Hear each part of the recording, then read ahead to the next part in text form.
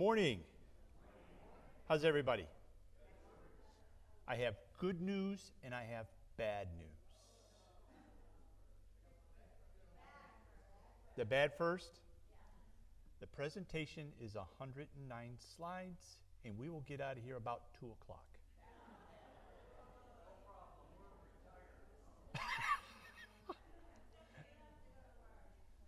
So what's the good news? I cut it down to 50.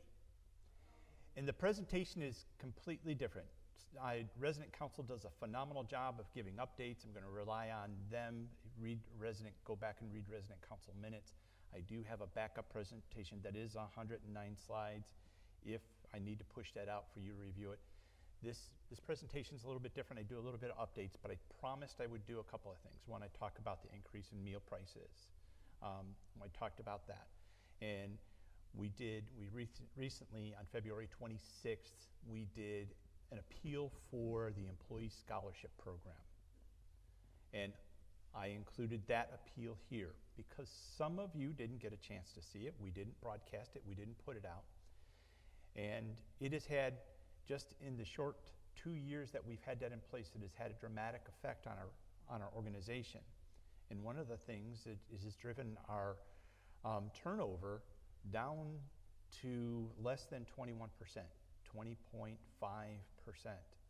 which for an organization, a healthcare organization like ourselves, and as large as we are, that is incredible. I don't know another organization our size that wouldn't take that kind of turnover in employees. And I attribute it to the scholarship program. It's getting out there. People are hearing about it. There is no attachment to that money. And I'll get a little bit deeper into the financial aspects and the economic aspects of that for some of you, or you're going to hear it a second time. So if you get up and leave, I understand. But it's important. One, it's important to our organization. It's important to our employees. It's important to the greater good of Orange City, and then what they refer to as the 3Ds, DeLand, Deltona, DeBary. It's important because while we're a small community, we are a large village. We play a very important role in the overall economy of Orange City and then DeLand, Deltona, and DeBary. Don't kid yourselves on why you do that. And some of the stuff that I have here, and like I said, I promised to discuss the menu prices, why we did it, what does that all mean to you, and am I going to add more money to your meal account to account for that? And that takes me to, have you ever, I know you have, you've seen a movie where the movie begins where you see the end, or you see right before the end, and then they take you back all the way to the beginning, all the events that preceded that. All of a sudden it pops up in 1 year earlier. Well, I could do that, but I'm not going to. All right, for questions, you really know what to do. In fact, I do have some questions here, some good questions, so I do thank you for that. The best way is if you can email those questions, it is best. Then I have them in advance. I unfortunately didn't have time to include the questions in my presentation, but we will get to them. Calls, 386-456-1558. Text messages, 386-507-4236. You know that. Everybody knows the VAL, right? The Village Alert line. If you're new, this is new to you, don't cut it off. Don't disenroll. We send out updates, and obviously with the paving project, we've been sending out updates. And I'm got to be honest, I think Mark and his team and the paving company have done an absolute phenomenal job. It is absolutely. They've done a phenomenal job. That is not an easy project to manage in a community like ours, and making sure things are getting updated, making decisions as early as they possibly can. But wait, let's complicate that a little bit. Let's break a water line or two, right? So that information also goes out. Administration, we're first going to start with occupancy because this is what drives our organization. This is what drives our business. 489 out of 520. And I'm going to get to this because I have, since you attended, you get to hear and be able to ask questions, because I'm also going to drop some new news that I've alluded to, but I gave only as a teaser in this presentation. So if you remember, a couple years ago, we were at 551. We took the cottages on Floribunda out. We've consolidated the apartments by 10. We were at 100, and we consolidated those. So we're down about 31 units. Remember that number, 31 units. So we're 489 out of 520 for 94% occupancy. Cottages, 476, 288. Apartments, 72 out of 90. No, that is right. That is 72 out of 90 for 80%. Villas, 141 out of 142. But you know, the thing that you don't see is there's 7 deposits, and this is as of February 2nd. There are 7 additional deposits on that you don't see, because we're just talking about other numbers. Assisted living, 47 out of 49. Memory care, 39 out of 64. And we can remind me, and I can talk a little bit about that. In fact, I'm going to do it right now. Healthcare, 125 out of 150. One of the things that we wanted to do down at, and you also, I can disclose this, the name of our new memory care, overwhelmingly, was Oak Haven. It was twice anybody else. It was twice. So our new memory care is now going to be called Oak Haven. So if you hear somebody talk about Oak Haven, that's what we're referring to. We'll no longer, staff will have to get rid of the PMC terminology out of their mouth, but that'll take a little bit of time. But the board ratified the name, and it was overwhelmingly Oak Haven. So new memory care is going to be known as Oak Haven. We will work on updating the sign, and so we're thrilled about that as we continue to move forward. We purchased what we expected to purchase, and why things weren't perfect, the team has worked over the last 90 days and really busted their butts trying to make things right. For those of you, in fact, 250 of you went and took a tour of memory care. I have not heard one bad comment. I've gotten a lot of thumbs up in regards to the services. Nothing pleases us more, because we thought that was an important part of our portfolio, adding that to our portfolio for you. And as of March 1st, we started admitting our own residents, our people from our campus, to that building, and we will continue to do that. That is important, making sure we got it to serve our residents, and we want to make sure that we continue to do that. We have identified almost double digit, actually about 23 of our own residents that can benefit from that service. Now, that's not going to happen overnight. We're not going to snap our fingers and all of a sudden it's going to be 23 higher. It's going to take time, and we're going to roll those in a slow manner. But to getting them the memory services they need and they deserve. So we're thrilled about that. It has been a little bit of a struggle. It hasn't been easy. But we expected that. But we've got a lot of the things turned around, going in the right direction. So I am thrilled. And then Majestic Oaks, again, 125 out of 150. They're running a really high Medicare. Why is Medicare important to us? Is typically Medicare is a payer that pays about twice what we would get from any other payer source. That's why that is high. So Medicare, they're intense. That's why they only offer 100 days of coverage. But that is something that we work very hard on, and we do take people from the outside community, outside John Knox, and use Majestic Oaks. That's what helps, and that's what works, because if Majestic Oaks stands on its own, you as independent living residents don't have to subsidize health care. And that is what the goal is, that healthcare stands on its own. All right, important reminders. Non-residents may stay in guest residence up to in their home for 30 days when the resident is present in the unit. You guys all know this. There's nothing for all non-resident overnight stays without a resident present. The use must be an approval. So what does that mean? We talked about this a little bit last month. You take ill, you have a son, daughter, somebody that is coming to help you and care for you, and you want them to stay in their unit. First of all, first thing you need to do is make sure what? they're on your card. If they're not on your card, I will say no. I don't care that they're son or daughter. You had a reason why you didn't put them on your card. I don't need to know that reason. I don't need to understand that reason. I just know they're not on your card. So if you think differently of that, go ahead and fill out a form and get them on your card, and a form per person needs to be filled out. We've been through that, right?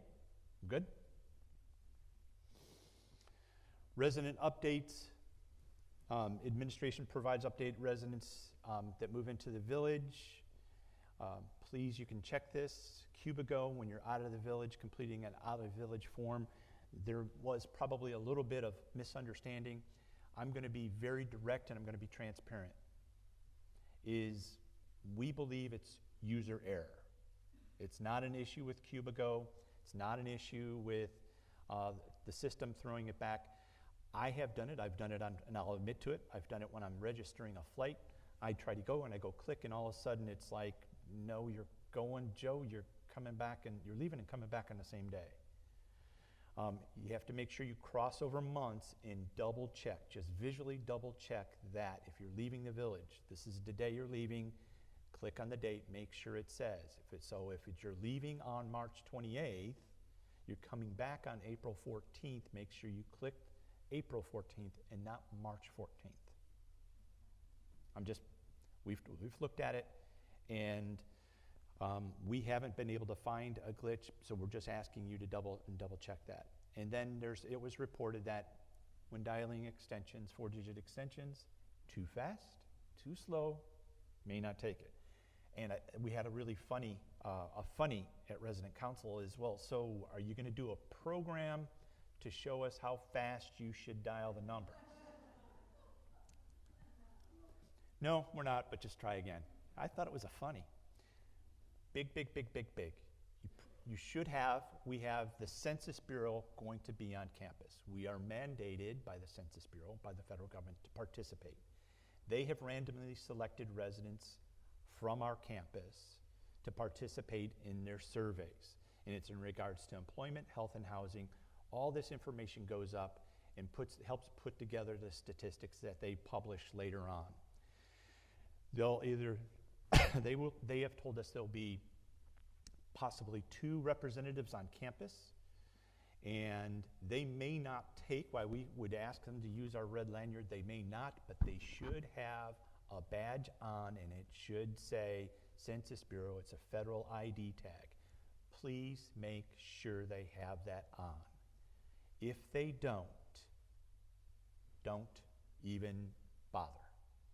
Now, when we find out they're on campus, we will do our very best to let you know that.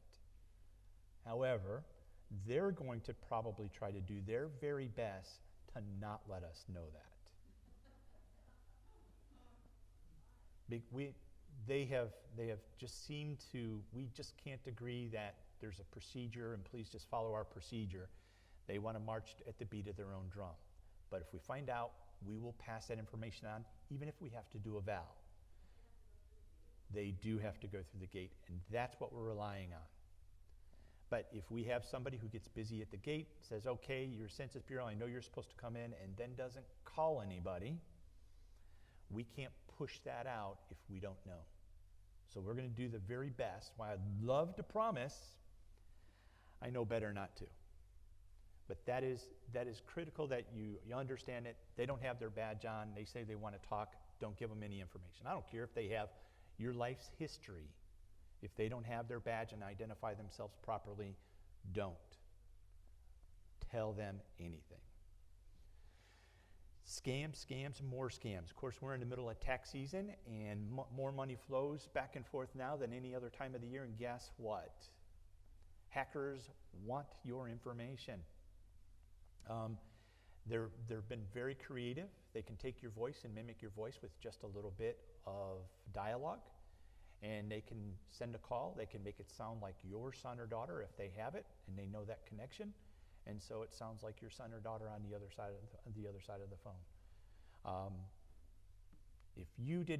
I have a philosophy. If I didn't make the call, I'm not giving information.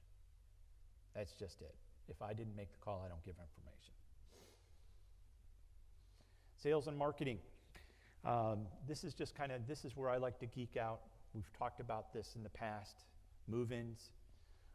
We've had 4 move-ins, 2 wait lists. I think right now we're in excess of 80 people on our wait list to move in. A number of those people are ready to move in. I mean, they're ready now. We refer to it as our hot list. And such so that we'll talk about that here in a minute. Accounting, big things here is the audit is done. It was a clean audit, was presented yesterday. That for my time here, that's 11 years in a row, and I know with Mr. Rudolph, it was, I think, during most of his tenure. I can't speak for all of it. I know it was for all of his tenure. The previous ED, I'm not really sure about. But we have good systems, good processes. And because of that, we keep ourselves out of trouble. We have backup and redundancy on a lot of items. They are completed. OIR, Office of Insurance Regulation. If you didn't know, we had a year or so ago, we had a 9-year triennial audit, if that makes sense. They failed to do their audit for 3 cycles, and so they actually covered 9 years. They came back within a year, and then they did the triennial audit to catch up. They originally they looked at 6 different items they were going to cite us on. We rebutted all 6. We were successful on 5 of 6. The other one, why we rebutted, I'm willing to take. It's okay.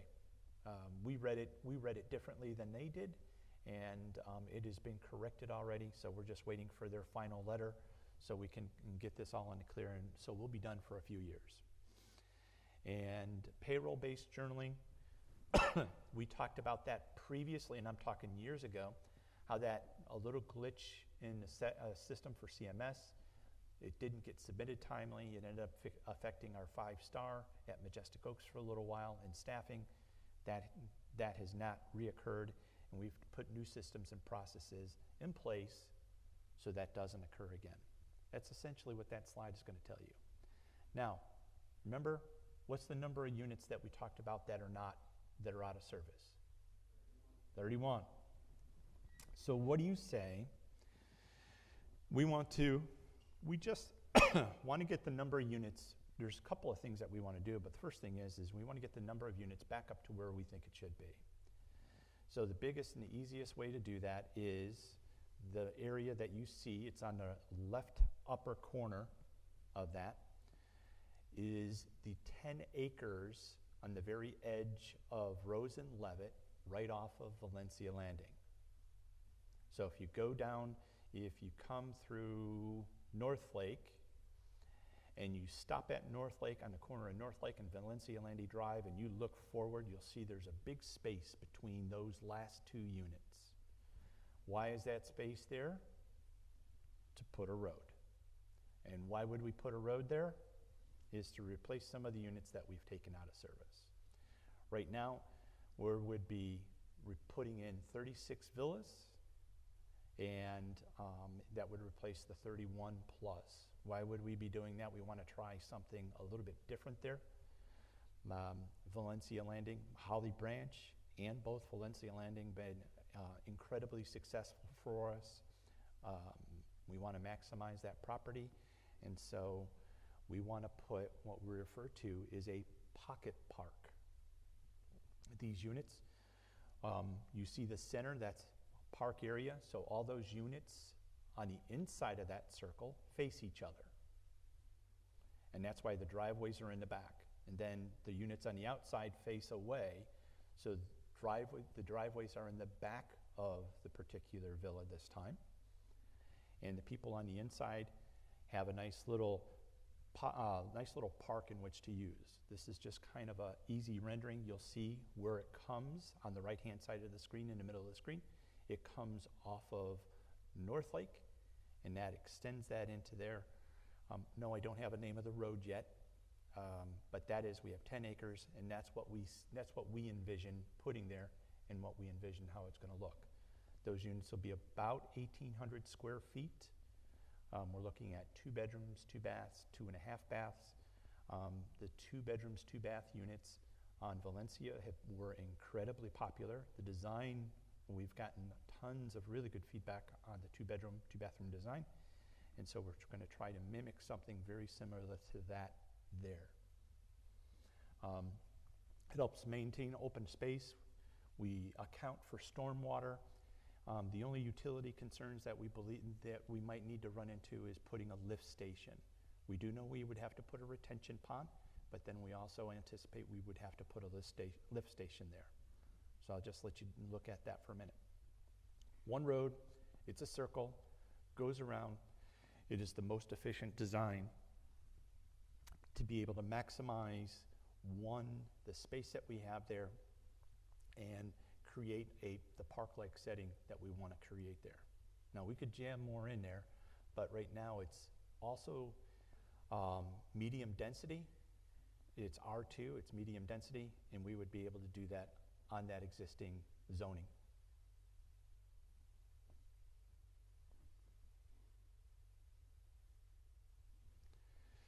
That's kind of how it would look. You'll see that it's a circle. I don't know that I'm going to have all those walks move to a center walk, but we'll see. But you'll see it goes in a circle. Driveways are in the back. The garages are in the back. And houses face each other.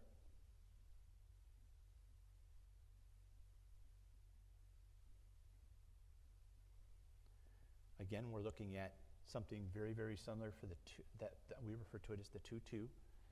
So we do envision they would have metal roofs, and they would have front porches. They would have at least 2 bedrooms, 2 baths, and then either a den, sunroom, 3rd bedroom, however that looks.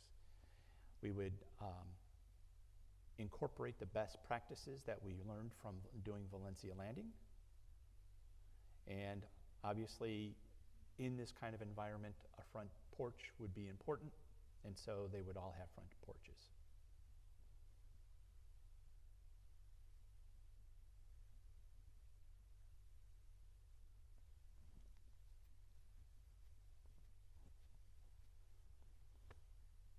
Yes, sir.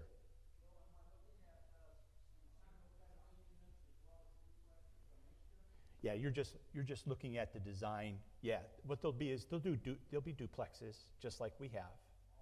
All of them, yeah. Yeah, there won't be single units, they'll all be duplexes. Yesterday. Oh, I said that out loud, didn't I? Is it very good? I'll go in a little bit deeper. We had a long-range planning meeting, and I'll share this. We had a long-range planning meeting with the board in June. At that particular time, the company we were working with created a long-range plan for the community for the next 10 years, and actually moving beyond. It is 10 phases, and this would be phase 1. I'm going to kind of get to, this would be phase 1A, the next phase is 1B. Because there's been a lot of debate on the board about what takes first. Is it, do we expand, excuse me, tongue is tied. Do we expand and replace the units that we already had? Or do we build our own assisted living?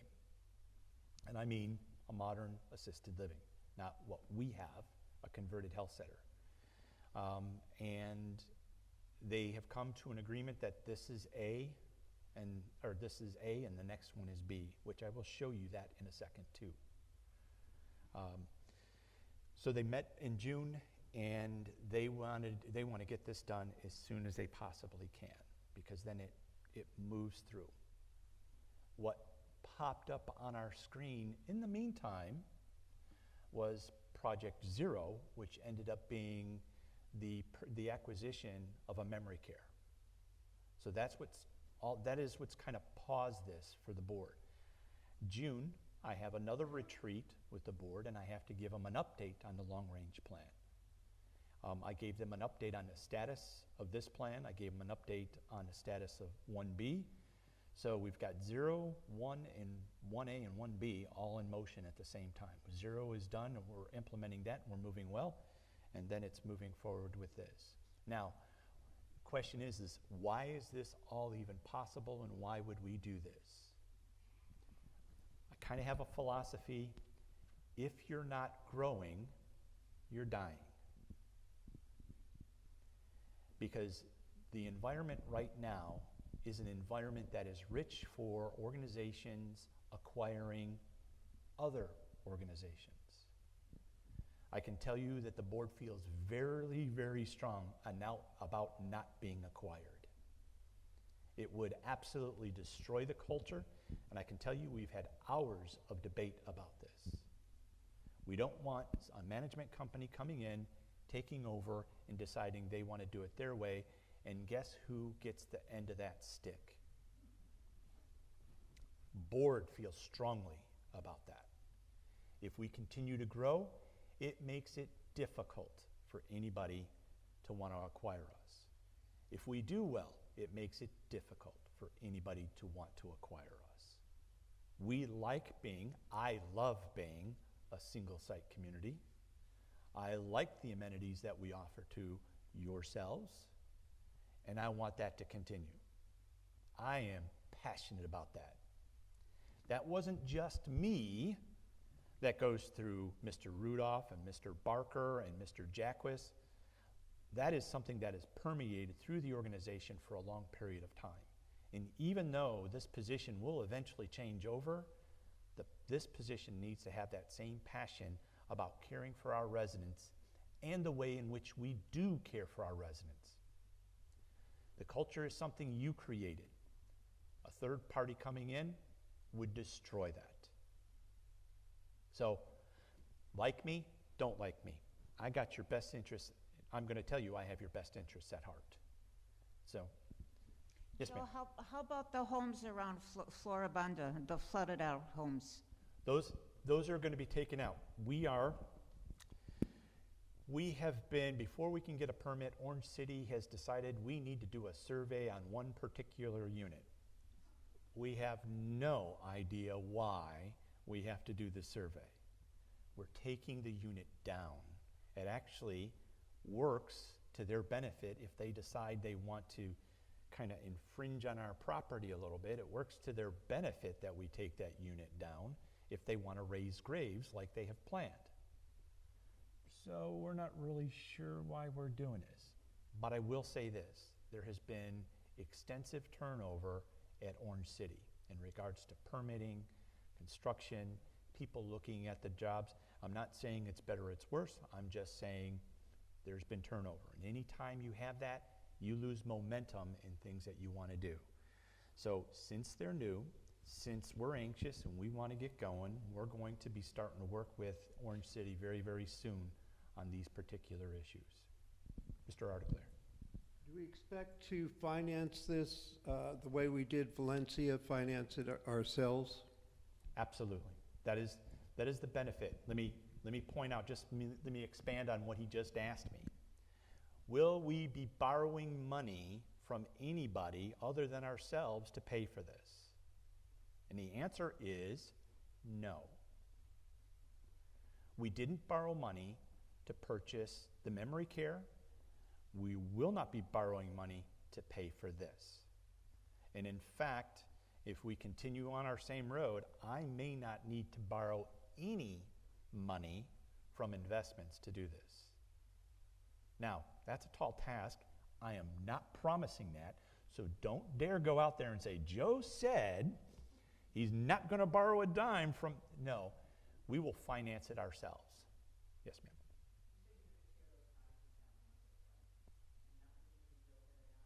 Yes. Let me repeat her question. Nothing is going to be built. The cottages that are going to be removed from Floribunda are not going to be replaced on Floribunda. I'm sorry? No, not at this time. We do have plans for North Lake, but we won't be replacing them at this time. So let me be clear about what that is. There's multiple parts of that question. Floribunda, 0. all the cottages that are taking down around Floribunda, that area will become green space. We do plan on, I'm not going to lay sod, so don't beat me up about laying sod. We do plan on seeding it. We do plan on making that right, but we're going to, when we clean that up, we're going to do, hopefully the company that does it does a phenomenal job, and we will come behind them and seed it, water it, make sure it's grass. That will be a green space. Hopefully not a brown space, a green space. North Lake. We will take those 7, 8, and 9 down on North Lake. That is 7A and B, 8A and B, 9A and B. On North Lake, we will take those down, and we will not be reusing those. There is a phase down the road that, in the long-range plan, raises that entire area up to street level, and we do have plans to build something there. Yes, ma'am. South Camellia. Yes. While that's not tomorrow, South Camellia, actually, everything along the lake there is designated at one of the phases in the next 10 years to be replaced.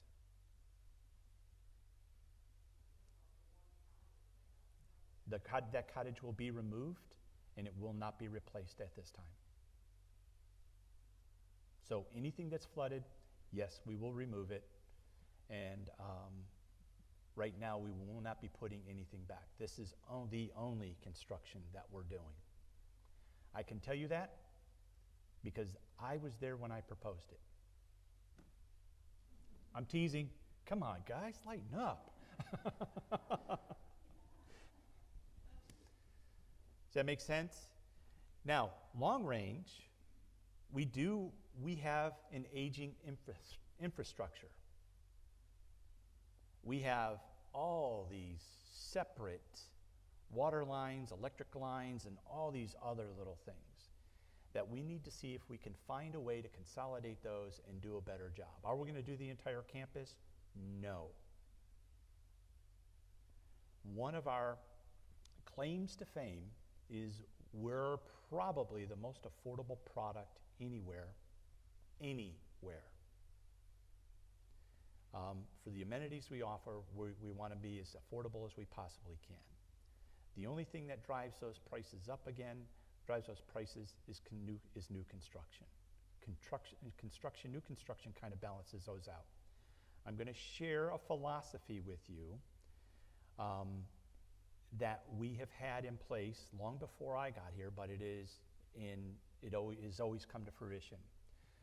We try to build something we can pay for in its first life cycle. So the first people that move in and pay an entrance fee, we hope that pays 100% of all the construction done for that particular unit. Case in point, we build a $100,000 villa, we're going to ask for a $100,000 entrance fee in which to pay for that villa. We don't ask for $150,000 or $200,000 to pay for that villa. We ask just to pay for that villa. So we get that money back right away. What we do with that money is we put it right back in investments so we can earn interest on it. Go look at, if you can, look at our financials or ask Cynthia how much we made in interest last year. Or if you attended her session yesterday, you'll know exactly what we made in interest last year. That's the benefit of doing that. The problem is new construction can get so far out of hand. Now that unit is $200,000. And I'm just using hypothetical numbers. That unit is $200,000, but the market says, I'm pushing to get maybe 125 or 150 out of that unit. Now I'm upside down $50,000 on that unit. That means I have to either self-finance that or I need to finance that $50,000. So we try to make it so it's covered in the first life cycle. Some of these communities, I can name them, but I have a number of buddies that do the very same thing. They took out a $250 million loan to build the tower. You know what their entrance fees are starting out at? $1.5 million. There's a community on the West Coast, I don't think is downtown Seattle, but I think it is in Washington, took out a $600 million bond issue to pay for that. I did the math on that real quick, just on the units that, because what they're doing is they're retiring one bond issue, and they're going to take a new bond issue, so it covers the new bond issue and the expansion. They have to ask an entrance fee in excess of $3 million just to break even. $3 million. I mean, we're good at what we do. $3 million? That doesn't fly with our organization. That is not what our board has directed us. That is not the direction we take. So we we'll try to do things a little bit differently. That is immense. So what does that mean? If you don't ask for $3 million, you ask for $1.5 million. Still a lot of money. That means you need 2 life cycles in which to pay for that $3 million bond. When is that going to happen? Years. I can tell you that some of the Silverstones that were built, most of them took in excess of 20 years for them to turn over. That's a long time. That's a testament to the care we deliver and the life that you get to live, but that's a long time. 20 years? Does that all make sense to you? Okay, so that's how we look at things. That's where we go along with this, and that then takes us to our next issue. Part of the master plan is also, this is 1B, is to build a freestanding assisted living. Now, your question is, well, Joe, you got something over here on the left part of that picture. What is that? That is Majestic Oaks. After a lot of contemplation, a lot of banging things back and forth and finding the right space, we have elected to connect a newly assisted living to Majestic Oaks. Why would we do that? To take advantage of efficiencies that we already have at Majestic Oaks. We wouldn't have to create a new kitchen. We wouldn't have to hire a whole new set of people to cook the same food. We can serve assisted living, an assisted living menu out of Majestic Oaks. That's why we would do that. That's why we do some of the things that we're doing now, and you're going to see us do in the future. There are a couple of organizations. They have a standard for the number of kitchens. Their properties are based on the number of kitchens they have on their property. One kitchen is designated to serve 750 residents. So if you move into that community and you don't have more than 750 residents, you don't have 2 kitchens. We have a lot of kitchens. That requires a lot of help. There are some efficiencies to be gained if we were able to do that. And so this is what we would do. So when you look at this, here's the thing when you're going to look at and you're going to say, Joe, that's 42 assisted living units. Yeah, but the average size of those units are 800 square feet. A little big, I think a little big for assisted living. Our sweet spot, as you read down there, I think our sweet spot for regular assisted living is somewhere between 60 and 64. That would take the average size unit down to 560 square feet. We can do that, most of this within the same footprint. Now, I'm going to go through this and it's going to look the same. This is the first floor. You'll see the lobby is on the left-hand side, wellness, a lot of the services, and then there are rooms down the one hallway. Then you go up to the second floor, and this is what the second floor is. While we typically don't have a lot of need or use for 2-bedroom units in this particular design, we're probably going to arrange to have at least 1, if not 2 2-bedroom units, and to see if we can get some flexibility out of it. If we need to, we can quickly convert it to a one-bedroom. So this is the second floor. You come up on the lobby.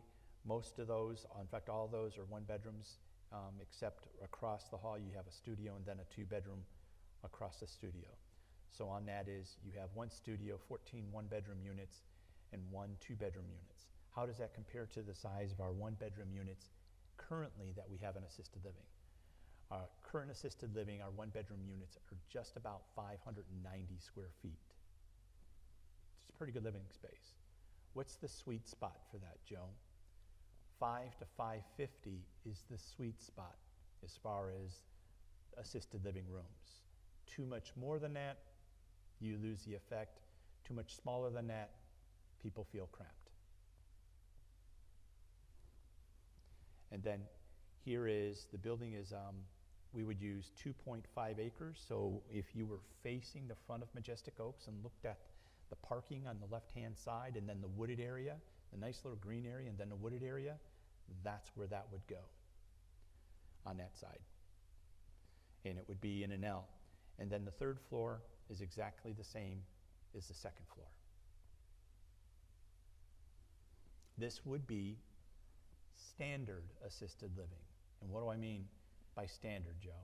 That means what we refer to as the social assisted living, where people are still independent, they still get around, they're still able to do a lot of things on their own, but they need the services of assisted living.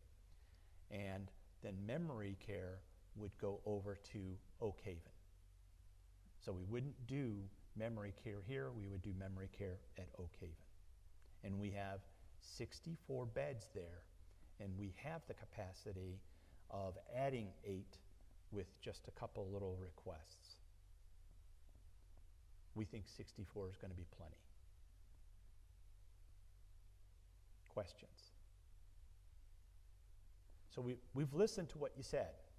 You may not like it, but we've listened to what you said, and so this is actually 1B. I was also told this project alone,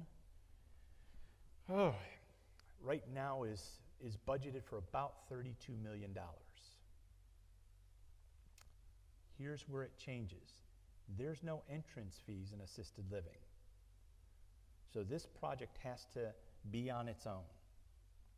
And no, I can't do that on just cash flow. I'm still working on how I do that. The board is hesitant to borrow money, but this is so important to them. They are considering, perhaps, if they would need to, of doing a short term. I didn't say they would do a short-term loan. I said they're considering. That all depends on how well I can maneuver numbers around. So this, please don't say, hey Joe, what happened to the assisted living? Because we could be here a year from now. This part takes a long time to cycle through, get design, get it all submitted, and get permitting, and get things moving. So I know there's been a lot of hearsay out there. There's been a lot of talk, what are you doing? Well, now I can go into my board retreat in June and tell, yep, I told the residents this is what I told them. So they know what's kind of going on. Yes, ma'am.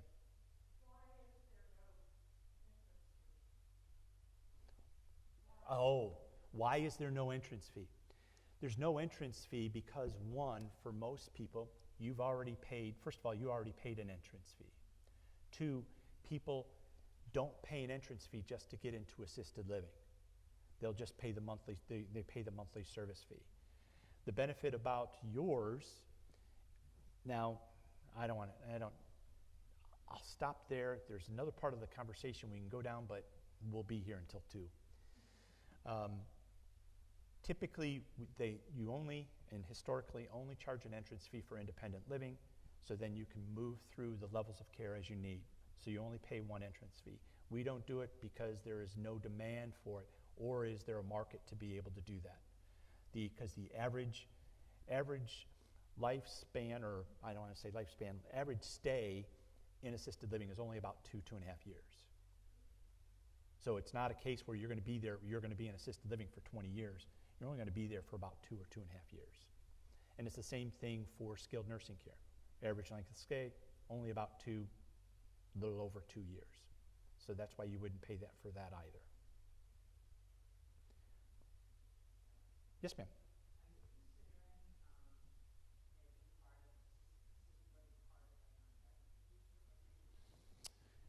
See, that's what I just stopped myself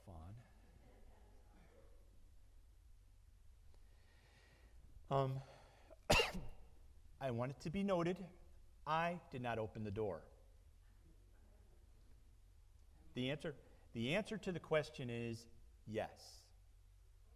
The question is, are we considering making assisted living part of the entrance fee contract in the future? The answer to that question is yes. Now, what type of contract do you have? Do you know? No. Type A. There's type B and type C. Type A is whatever fee you are currently paying in independent living follows you through healthcare. So if you're paying $3,000 a month, then $3,000 will follow you to assisted living, will follow you to skilled nursing care. No. Philosophically, the philosophy was we didn't want to do that because we didn't have the capacity to handle the residents we needed in assisted living.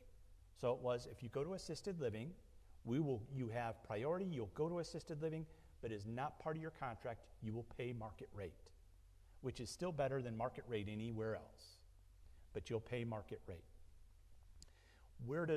What's the benefit of that? Is when you get health care at skilled nursing care level, you get a dramatic discount. The question is currently, what is the average residents like yourselves pay when they go to Majestic Oaks? You want to guess? I've told you. It's $3,850 a month. What is the market rate for skilled nursing care such as Majestic Oaks? It is almost $12,000, $11,870. That's the discount you get for going to skilled nursing care and getting care should you need it. The other item we do is we give you unlimited days as a temporary stay. We'll say, hey, I'm just not feeling well, there's something. You can go there and you pay a temp rate. You don't pay market rate for the bed that you use. That is, I'm not playing a game, I'm being funny, unlimited. Remember that commercial? No, it's unlimited. Most communities give you 30 days. Some give you 30 days for a lifetime. Some will give you 2 weeks a year. Ours are just flat unlimited. So why would we do this? Why would we benefit? What contract would we look at? We would look at a type B contract. What does that mean? Now, if you don't get this the first time, it's okay. And I'm going to tell on the board. It took me over a day to explain this all to them, and they still had a difficult time grasping it. A type B contract is you pay an entrance fee, your entrance fee is slightly less than a type A. But when you go to health care, you get a 20% discount when you go to assisted living or you go to skilled nursing care. Why would they do that? Well, one, the entrance fee is less. You still pay the same monthly service fee for independent living, but you don't get that nice discount when you go to health care. Why?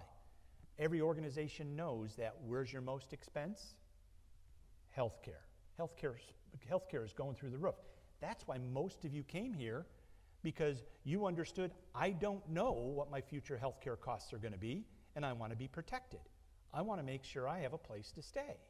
You understood that, and that's why you signed the contract.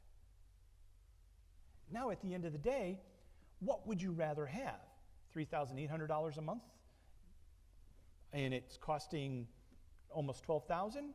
Or would you like to have a 20% discount off of $12,000? Yeah, I heard that. $3,850 a month is what you'd like to have. And you understood that, and that's why you're sitting here versus in a community that only offers Type B contracts. Now, assisted living is part of that. Now, I'm working on something to bridge the gap, and but I have to go ahead and send it through OIR, but I want to make sure it's dead sound, it benefits you, and OIR will accept it. Because anything I change about your contract, they don't allow addendums. If I do, it would be for your benefit and is the only way they would sign off on it. So what might I do? Well, okay, as a Type A, your Type A contract still encourages you to have care at Majestic Oaks, and that's where you get your discount. But can I offer you a discount to move to assisted living? Well, many people would say yes.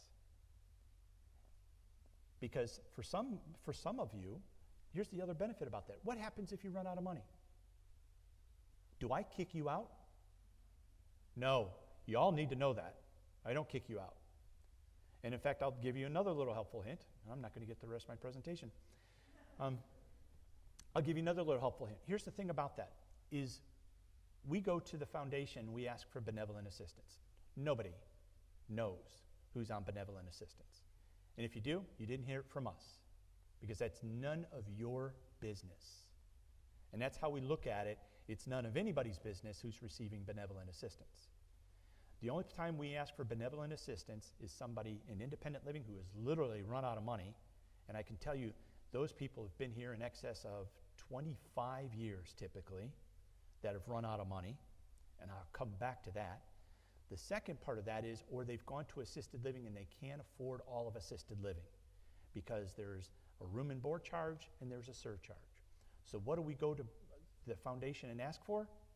We ask for the surcharge and only the surcharge.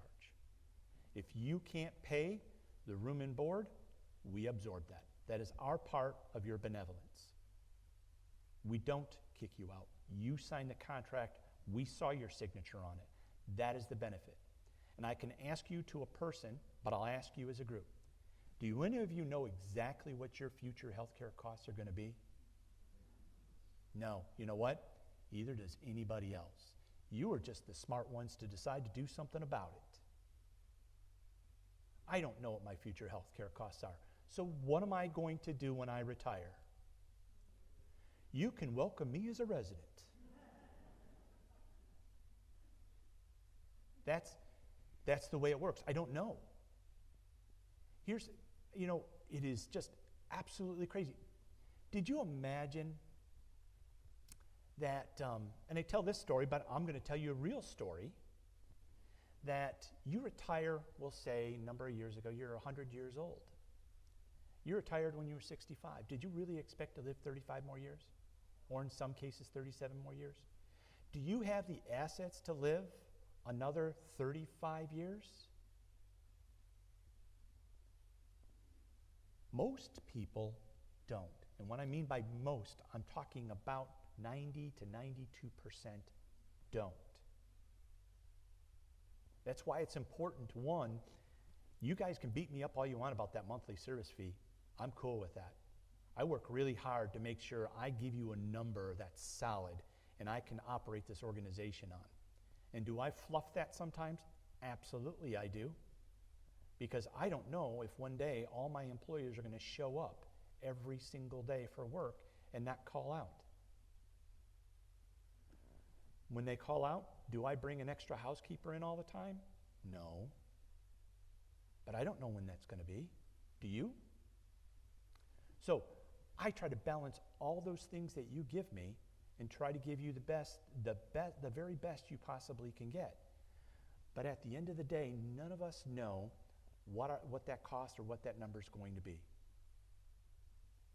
So is it reasonable that somebody who lives 37 years after they retired would run out of money? Yep. It's a reasonable expectation that somebody would.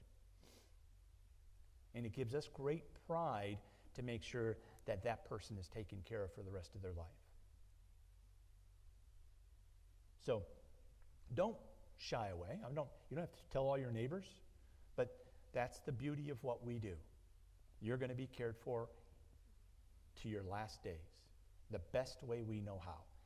Now, that wasn't a public service announcement. That is what you already understood. But these are some of the things, as we move forward as an organization, we do really, really well.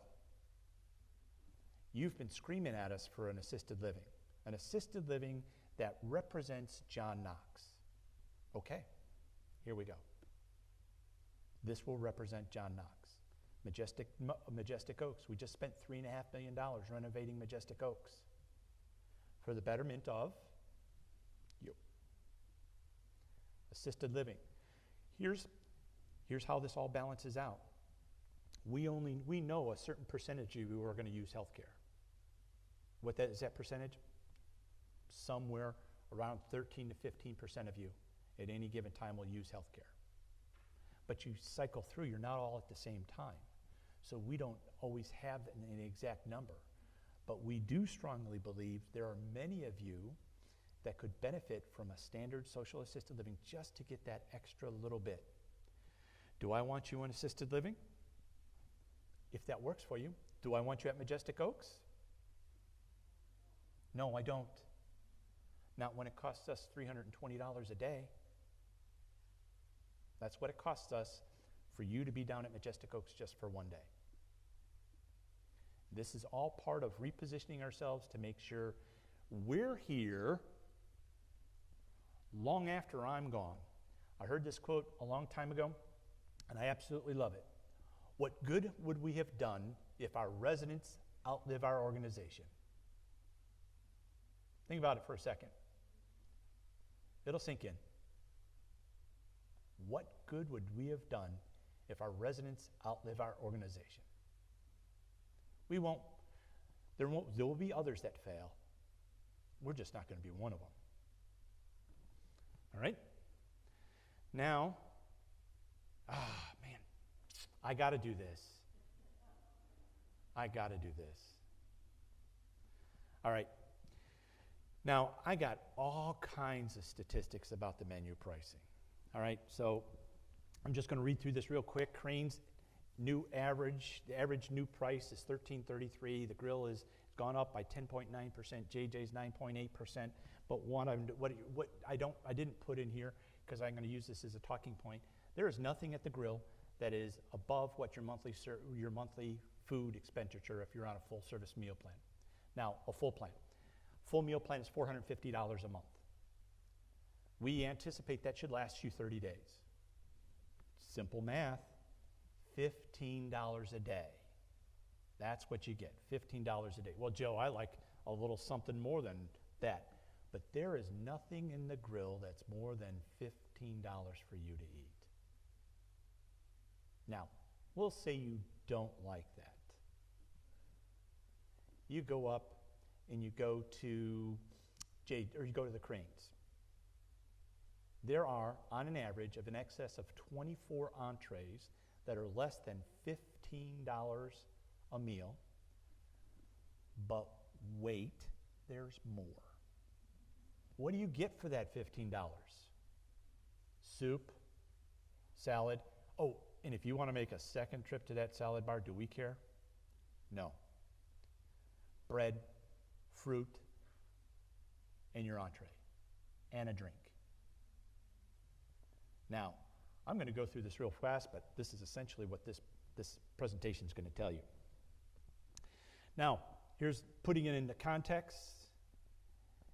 Even with the factors that we increase, national food cost inflation averaging 5 to 8% since 22, plus increased staffing and supply. Everybody knows that. Wages have gone through the roof. Even with the increases, our dining plan, your dining program, dramatically is more affordable than comparatively to restaurants outside by often 30 to 60%. 30 to 60%. I want to go here. JJ's, the average cost of the food items went from $16.02 to $17.59. The grill, some of these prices are a little off because what they did is when they did the menu prices, they also deleted some items. So it drove the average up slightly. This is what it looks like. Fast casual dining is an average of 16. Casual dining is 22. Mid-scale, 28. And of course, high level dining, 28 won't even get you in the door. JJ's new average price is $17.59. The grill is $10.99. Cranes is $13.99. You just start outside restaurant bills, add 8 to 10% tax, 18 to 20% tip. Now, you guys aren't going to convince me any differently. I know what you give to the Employee Appreciation Program, so you're going to tell me you tip anything less than 20%, I'm not going to believe you. I see what you do with the Employee Appreciation, so I know that number's probably in excess of 20%. And then you have other costs. So those are us compared just in the community versus casual, fast casual, and mid-scale. Now this is a comparative bill. And we just kind of covered this. Entree and and this is casual. So casual, that's not even mid-scale. Casual is $22 for an entree, $9 for an appetizer, $4 for a beverage, 8.5% tax. Maybe I was a little high on that. Gratuity, 20%. I kind of anticipated you guys. And we'll even take that up. So call it $67. And what are you paying? The soup, the beverage, tax, transportation, gratuity is all thrown in. So what you see on the menu is what you walk away with, what you paid.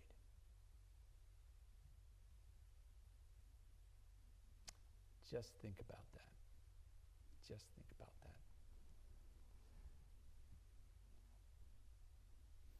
So here's just some highlights. Some of the things that we did. Ribeye was $13.50, went to $14.50. I went to Sam's Club just this past weekend. You can't buy a ribeye from Sam's Club for $14.50. And I know you all shop at Publix. I shop there too. That's why I go to Sam's to get my ribeyes.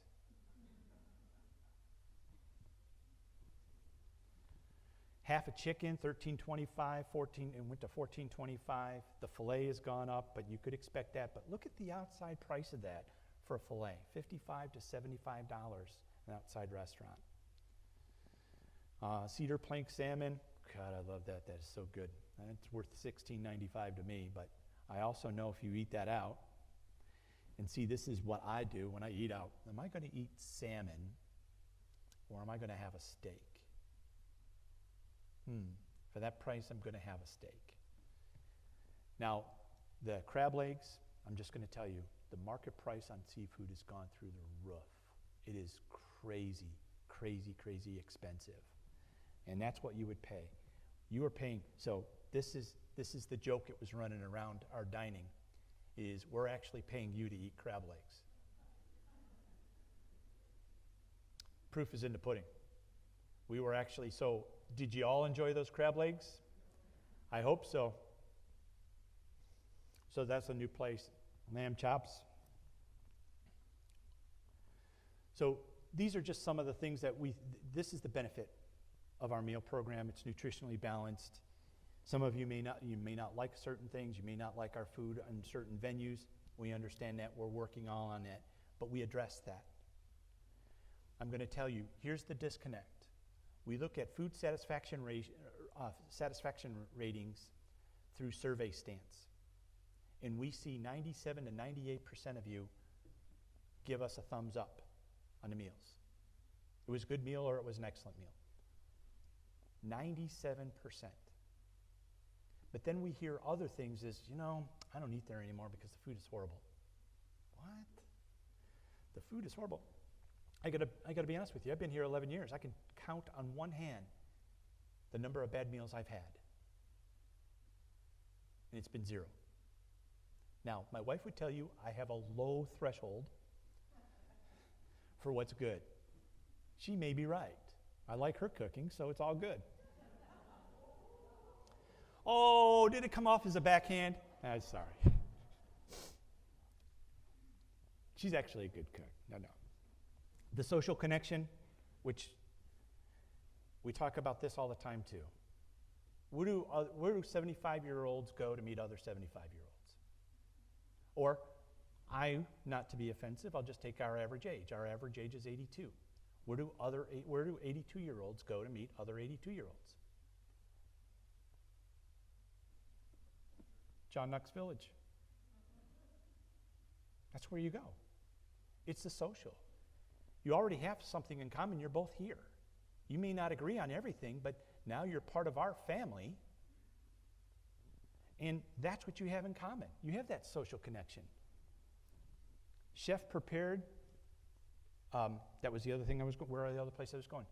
You know, it was important to me to make sure I addressed this with you, that I went to the board and I asked for a new position.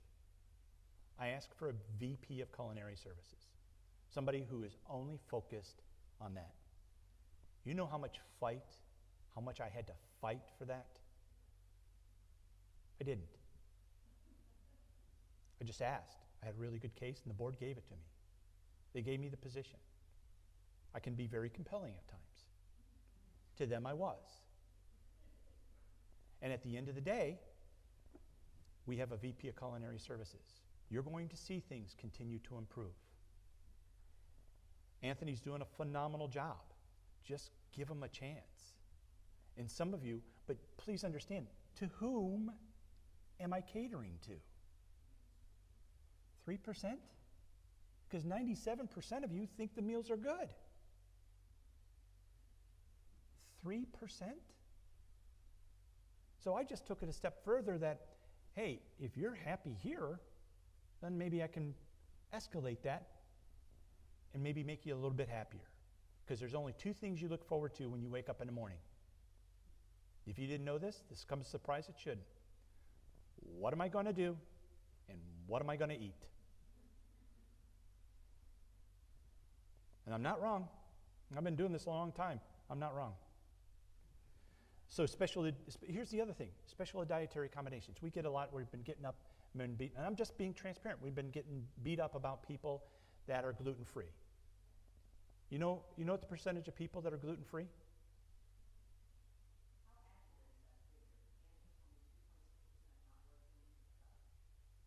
Well, no, he didn't say he was going to do anything. He wasn't going to do anything about it. He may have told you that. He didn't say that to me. Right. Now, there are things on the menu. There are things. Vegetarians, with all the talk about vegetarians, what's the percentage on vegetarians? A whole lot less. It's actually 0.6. Now, I'm not saying those people aren't important. That's not what I'm saying, and that's not my point. My point is, when you're dealing with 2%, how many of those entrees do you put on your menu that are actually gluten-free or vegetarian? How many vegetarian options you're going to do? Because remember, who's paying the food bill? Hang on, I'm sorry? Well, how much of it is going to go to waste?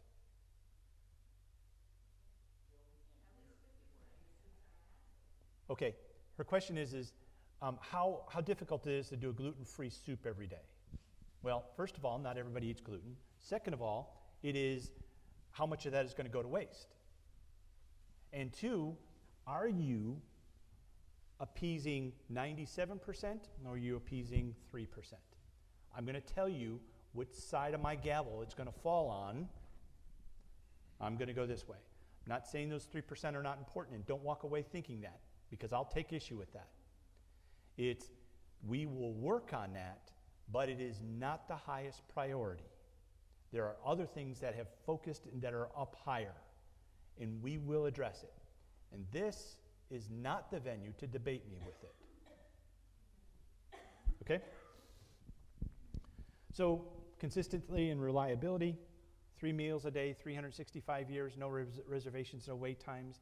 Nothing pleases me more by walking by the Cranes or walking by JJ's and it being full. And I know I would love nothing more, and there are other things coming down the pike to help us become a little bit more efficient. This isn't the end. And I know some of you are going to say, Joe, all you keep doing is taking stuff away from us. Well, things have to change. I'd like as much as you would to keep things the same. But remember, we don't have a sister community in which to rely on. This is us. We succeed in failure on our own. And we don't, if we have a bad year, who's going to pay for that? That's exactly right. And so I need to limit the number of bad years we have, if we have any. So for people, I understand food's a big item. It's a big item for us.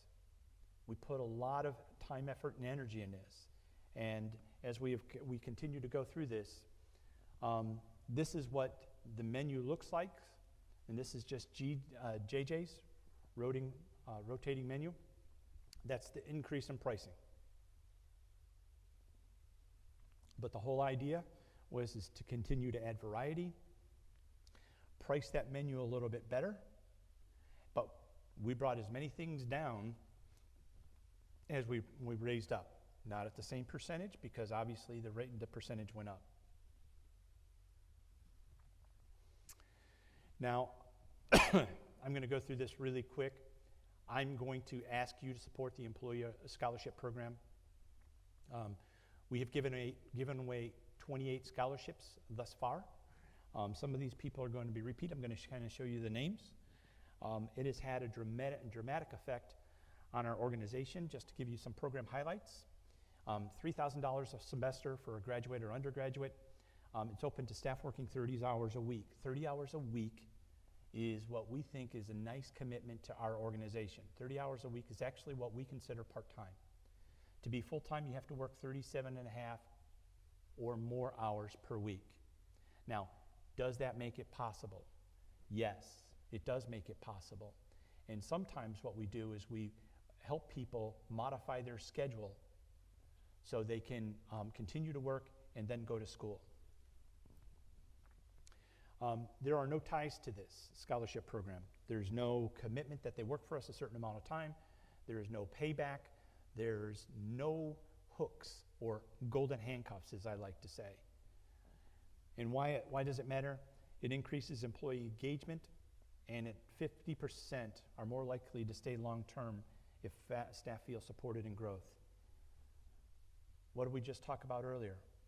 Our organization is only going to continue to grow. We have an excess of 653 employees. And if you look at our job openings list, which don't, it shows that we have 90 positions open. Now, do we really? No. I have people that go wild crazy about open positions and say, I need more staff, I need more staff, I need more staff. Will they get 90 more positions? No. But at the end of the important thing about that is if we can keep one person, what does it cost in turnover for a position? At $15 an hour, at their full-time minimum, even in the smallest job, that's $30,000 is typically, it's every bit of a year's wage. Plus, you lose momentum, and then you have to gain momentum, because that person walks in the door, you replace them, they're not going to pick up where that last person left off. So what we frequently do is we watch the market for labor increases. So if we can pass along an increase to a group of people, healthcare is the biggest predominant one, we certainly do so. But I would also tell you that we also did that for grounds, and we also did it for maintenance. We passed along a $2.50 increase for maintenance, and then another $1.50, I think in many cases $2 for people in grounds. Because it's easier to pay them that money now versus paying it in turnover. Now, the Employee Appreciation Program goes a long way to helping us for that. That's my plug. That's it. Done. The Employee Appreciation Program is very, very helpful in doing all that. So, 6 months of service, 30 hours a week, accredited institution, in good standing. The applications we don't have anything to do with it. Management only puts the applications together and then sends them out. We give them to, currently Bill O'Connor is the one who runs the program. We can't have anything to do with it, and you can't have anything to do with it. Why? Favoritism. You have people that you favor, people you would want to get the money, and it's got to be as neutral as you possibly can. $3 in return in productivity for every dollar invested. We talked about that. I will put this out there so you can look at it. We did our own survey. 64% of the recipients said the scholarship prevented them from having to delay or abandon their educational goals entirely. So, this is what they can do. 45% of the recipients have received between $2,000 and $5,000. Again, this is just some of the comments from the survey that we did. 64% feel stronger with a sense of pride and purpose in their role. Are 55% or more engaged and motivated in serving residents. 45% approach work with greater focus and commitment. There's a couple little quotes for you to read. Mine favorite is, as a mom of 5, I started as an LPN and achieved my bachelor's degree in nursing. I'm now pursuing my master's degree as a family nurse practitioner so I can better advocate for our residents. When you're a big organization like us, you have, in a small community like Orange City, you have a couple of options. You can try to recruit from outside your geographic area, and I can tell you, good luck with that. Or you can grow your own. We've always been a community that's liked to grow our own. We like people to be part of the overall succession program. If you started here, we want you to grow with our organization. We want you to be on the cutting edge of things. We want you to be engaged in our organization for a lot of reasons. And did you know that 85% of the people who live in Orange City that work leave Orange City to go someplace else? In fact, most of them commute to Orlando. Talking about crazy statistics. Again, this was our survey. We like to do surveys to kind of keep a good idea.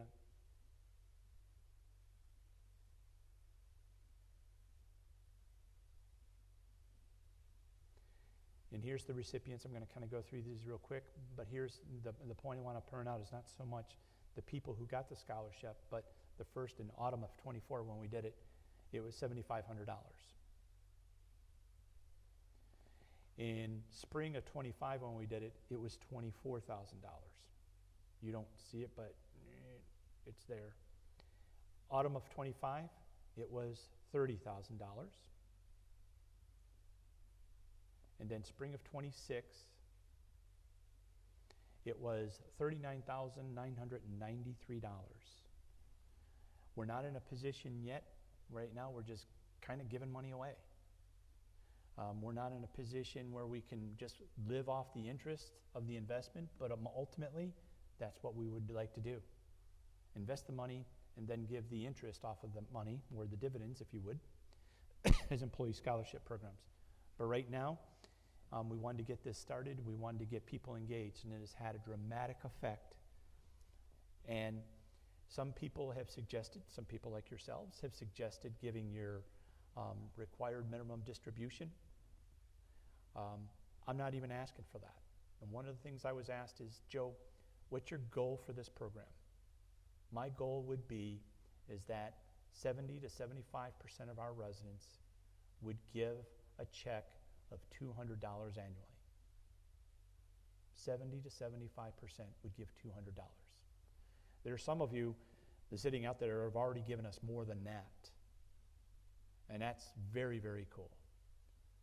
Every single penny goes towards the employee scholarship. The organization keeps nothing. We keep it in a separate account, and every single penny goes to the employees. And, better yet, guess what? It is tax deductible. So these are just the recipients. 48% are working on a bachelor's, 30%, 38%. And here's the other thing about it is talk about being life-changing. There were a couple of people. One of them wanted to be a cosmetologist. Is that what it is? Went to school and finished and went and got in business and got into cosmetology, beauty school. Makes no difference. There's no hook in that. But think about how that is changing their lives. Think about who was it in your life that helped change your life. I can tell you, education was beat in my head from day one. Education, education, education. And so, but when the time comes, you always try to find reasons why. Life gets in the way. Not everybody, while they say they don't have the same opportunities, they have the same opportunities, but they don't feel like they can take advantage of them. This program just allows employees to take advantage of it. So far, we have given away over 101, the highest scholarship, and we've had somebody who's added all 4 semesters, got $3,000. There have been 28 recipients, and one of them has received $12,000.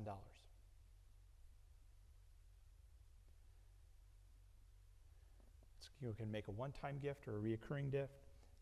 It would go to the JKV Employee Scholarship Program. That money goes into that account, and like I said, and we're looking forward to the next semester of giving away money. So that would be my 828 recipients. 82% permitted us to use their story. 100% said it made a difference. 28 employees.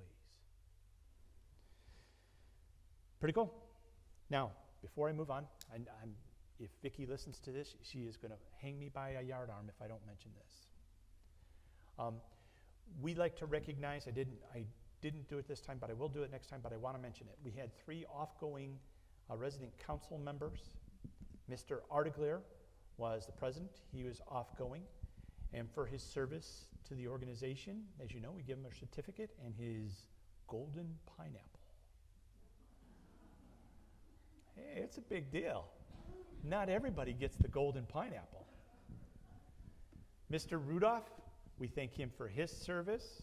He was on the Employee Appreciation Committee, and Vicki has your golden pineapple. And then last and certainly, of course, not least, Mr. George.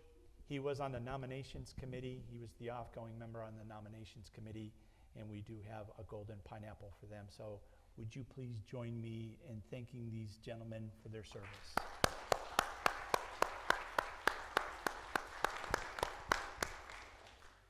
All right, see, 109 slides. Imagine, we would have been here till 2. Questions real quick if you have any.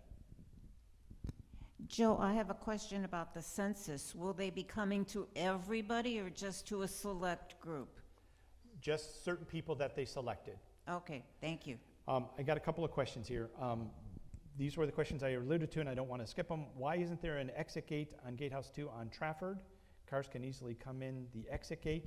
You're right, but that exit gate is also manned. Anybody who comes through the exit we automatically call local police department. And it's allowed, there's not a gate there to allow free flow so people don't have to stop as they leave, because you're going to run into a stop sign anyway. So it didn't make sense to put an exit gate there.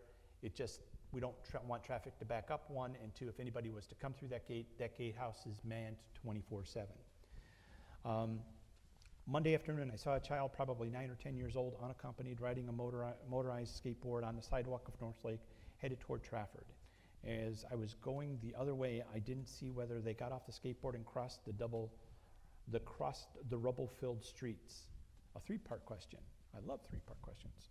If the child himself injured, who would be liable for that? The parents, the residents, or John Knox? Yes. All the above. While they would try to say it was John Knox, it would come back on them, and I can tell you that in a second. Should have I reported the security? We would ask that you report that security. That's kind of one of those anomalies. It's an older adult community. You have a child by themselves traveling. Should they be by themselves? No, absolutely not. Not in any situation. If I had called security, would they have had the authority to confront the child and return him to the resident's cottage? Yes, we would have politely done that. We wouldn't have thrown him in cuffs and dragged him off. No, we would have asked where he's from, and we would have taken him back home and reminded the parents and or the resident that they cannot be, and not on a motorized vehicle. You don't have a license to drive in an older Delta community. So, if this was somebody's grandchild, I hope you're listening to this, because please don't let this happen again. And don't make us out to be the bad ones, because we have specific rules in regards to this. Any guests, visitors, should be with you and not on their own at any time. But we would ask that if you see something like that, please call us. Please call us. Any other questions? If not, thank you for your time. I appreciate it. Have a great day.